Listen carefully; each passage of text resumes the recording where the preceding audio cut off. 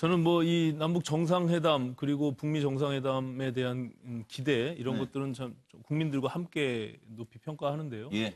지금 우리가 팡파레를 터뜨리기에는 좀 너무 이르다. 그리고 네, 사실은 예. 지금 어떤 의제로 어떤 논의를 할 것인지도 좀 명확치가 않지 않습니까? 예, 예. 그런 과정에서 지금 여러 의원님들 말씀하신 대로 제일 중요한 것은 핵 폐기를 통한 한반도의 비핵화, 그로 인한 평화 체제를 안정적으로 구축하는 것이 제일 중요한데 네. 어떤 방식으로 어떻게 할 것이냐, 그리고 실제로 북한이 핵 폐기를 할 의향이 있느냐, 이런 부분들이 전혀 확인되지 않았거든요. 그렇기 때문에 지금 뭐 종전선언에서부터 평화협정까지 이런 것들에 대한 논의가 너무나 좀 앞서가는 거 아니냐, 이런 예, 우려가 예. 있고요. 네. 그리고 트럼프 대통령의 입장이 저는 굉장히 중요하다고 보는데 거기서 문재인 대통령의 역할이 굉장히 중요하죠. 그래서 먼저 우리가 이루어지는 남북 정상회담이 어떤 의미를 갖고 어떤 결과를 낼지가 굉장히 중요한데 예, 맞습니다. 트럼프 대통령은 항상 열려 있어요, 지금. 네. 예, 박차고 일어날 수도 있다. 네. 예, 이런 부분들 표현까지 하면서 아직 정해진 게 아무것도 없고 다만 지켜보겠다, 잘 되길 바란다, 뭐 이런 것이기 때문에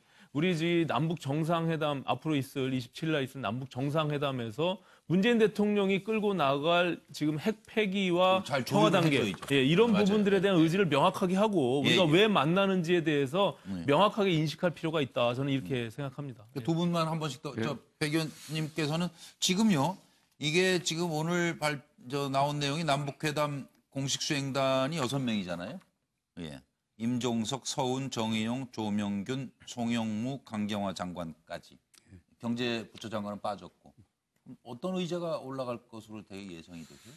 우선은 비핵화, 북한 핵 폐기 의제가 올라갈 거고요. 예. 언론에 쭉 나왔지만은 제가 볼 때는 14선언이라 그러죠. 2007년 10월 네, 4일에 네. 남북이 합의하고 예. 임기 말에 이제 그걸 14선언을 낸 노무현 대통령과 김정일 예. 비서하고 했는 그 약속들에 좀 점검하면 거의 답이 있을 겁니다. 그걸 중심으로 논의할 가능성입니다. 종전선언이라든지 예, 예. 평화협정 이런 걸 같이 논의할 것 같은데 제가 추가적으로 말씀드리면 이 트럼프 대통령의 지금 여러 가지 협상을 하는 이 전략들을 살펴보면은 한쪽에서는 평화회담 잘한다고는 또 새로운 태평양 사령관은 나와서 트럼프가 결심하는 모든 사항별로 군사옵션 사용할 준비가 되어 있다, 이런 메시지 같이 보내거든요. 그런 부분을 우리가 눈여겨 같이 봐줘야 된다. 네. 과도한 낙관론보다는 아주 불구당기기야, 지금. 그런 부분을 보수예요, 살펴봐야 된다고 봅니다. 박 의원님 안 하셨네요. 예, 저도 있습니다. 예. 그 야당 의원님들 말씀 잘 들었고요. 그러니까 외교 안보, 국방과 관련된 문제는 사실은 야당이 좀 그 귀에 거슬리는 얘기를 하더라도 저는 그것도 받아들이고 이렇게 가는 것이 약이 되죠. 예, 약이죠. 약이 되고 충분히 좋은 협상력을 갖는 좋은 조건이 될 수 있다고 생각을 합니다. 그래서 또 네 분 말씀 들어보니까 혹시라도 저희가 놓친 점이 있으면 그 부분 잘 가져가겠습니다. 예. 이 문제와 관련해서 저는 낭만은 금물, 냉철함이 필수다 이렇게 생각을 합니다. 그렇죠. 예, 그래서 이제 일주일 정도 이제 남은 건데요.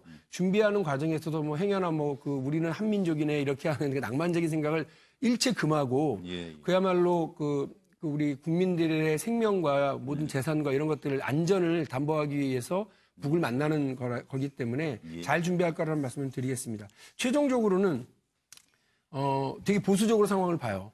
그래서 네, 그래야죠. 오늘 트럼프 대통령이 뭐 쭉 얘기한 내용들은 다 좋은 겁니다만 그중에 우리는 가장 나쁜 것만 봐야 돼요, 일단. 예.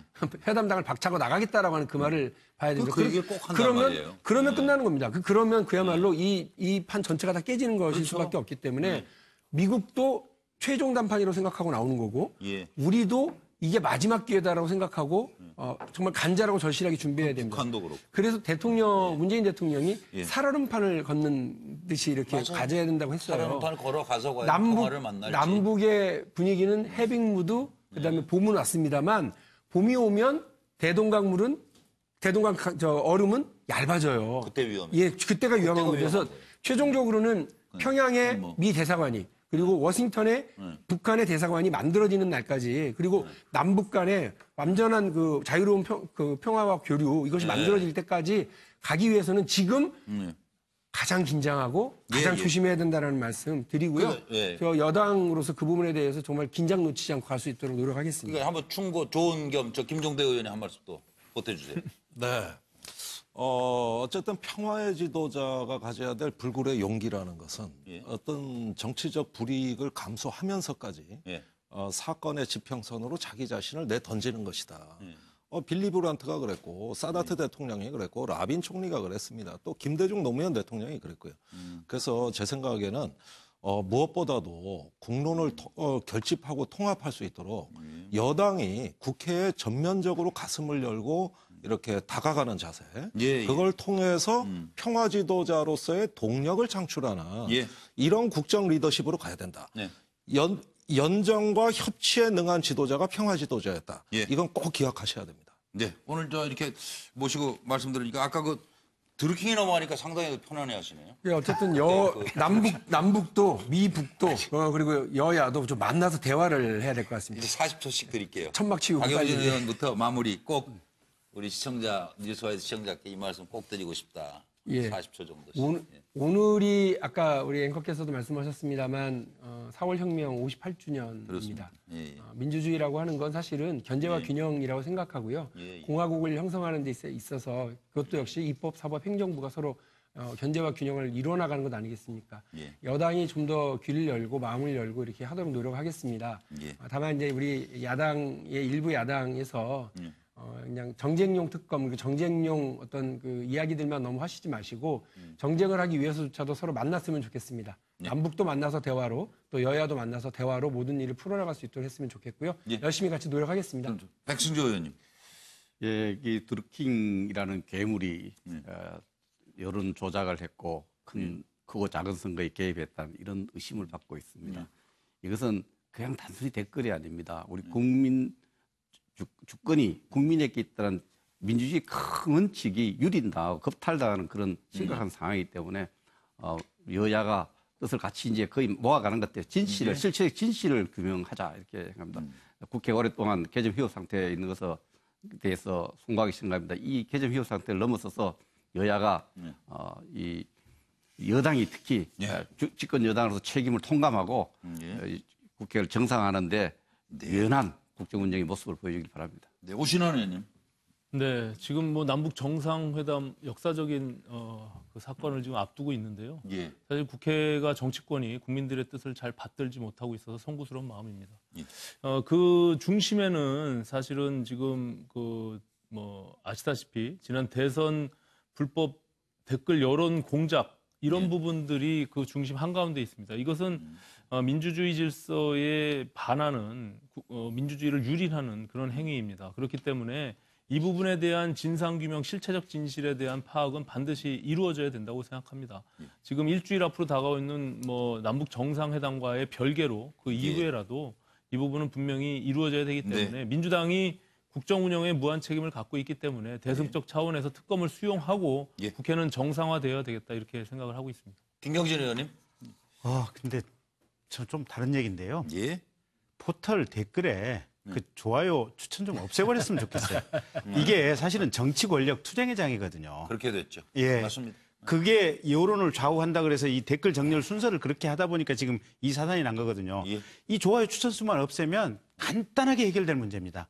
그리고 선진국의 그 어느 나라도 공룡 포털에서 뉴스를 그대로 수입해서 자신들 입맛에 맞게 배열 편집하는 국가가 하나도 없을 뿐더러 날줄 알았던 거예요. 예. 이대로 가면 이게. 그리고 그 댓글 달 수 있는 것을 허용해주는 국가도 없고 댓글에 대해서 특히 좋아요 순서에 따라서 정렬해주는 국가 자체가 없습니다. 대한민국의 이 특이한 네이버와 다음에 이 댓글 구조가 이 포털 자체를 권력투쟁의 핵심으로 만들었어요. 사실은 국회가 권력투쟁의 장이 아니고 포털 뉴스 댓글이 지금 권력투쟁의 장입니다. 그래서 간단하게 해결될 수 있는 문제를 왜 이걸 해결을 못하는지 제가 볼 땐 이 문제 여기서 해결 안 하면 앞으로 30년 이상 계속 반복됩니다. 관련 상임위 아니세요? 아니 그래서 민주당에서 상임위에서 아니 제가 법안을 제출했는데 민주당에서 동의해주면 한 칸에 정리됩니다. 같이 한번 의논하시죠. 예. 네, 지지합니다. 한 가지만 확인하고 싶은데 두 분은 여기서 예전에 패널로 만나셨죠? 예, 배지 달기 그렇습니다. 전에. 예, 그렇습니다. 배지 달고 혹시 뭐 변한 것 같진 않아요? 둘이 친합니다. 변하지 마시고. 예. 형님으로 잘 모시고 있어요. 그러니까 변하지 않아야 뭐 어떻게 여야 협치가 되든지 말든지 하지. 저 김종대 의원님 마무리해 주십시오.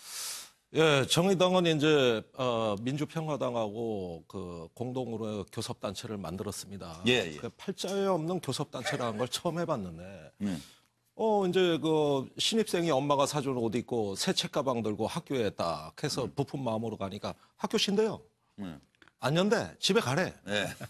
세상에 가는 날부터 첫 등원해서 예. 이 회의에 돌아가는 것들을 봐보니까 예. 이거야말로 정쟁을 위한 정쟁.